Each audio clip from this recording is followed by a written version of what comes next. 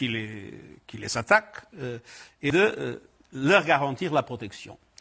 Mais on est dans une situation extrêmement difficile. Vous voyez, l'M23. L'M23 a été, comme vous savez, la raison de ces dernières manifestations. Le fait que les Nations Unies ne sont pas capables de battre l'M23.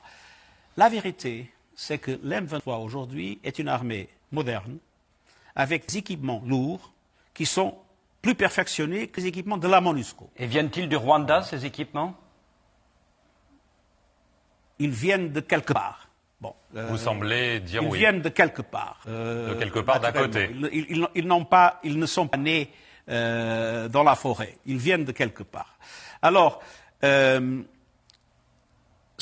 qu'il faut, à mon avis, et c'est l'essentiel, c'est de trouver une discussion sérieuse entre le Congo, le Rwanda et l'Ouganda pour qu'on puisse avoir une perspective conjointe pour éviter cette permanente situation qui nous fait toujours, quand on a un progrès, venir en arrière.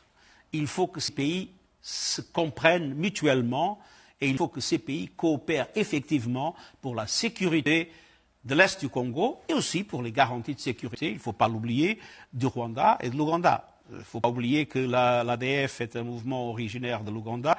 Il ne faut pas oublier qu'il y a encore dans le Congo le FTLR, je ne sais pas comment on dit ça en français, qui est un mouvement sorti génocidaire des Hutus. Alors, il y a des préoccupations de tous les pays. Il faut qu'ils s'entendent parce que penser qu'une force de maintien de la paix peut résoudre des problèmes. Quand il y a maintenant des forces militaires extrêmement bien armées, c'est possible. Et les populations, naturellement, ne le comprennent pas. Et pour nous, c'est une énorme... D'ailleurs, c'est un problème général sur le futur des opérations de maintien de la paix.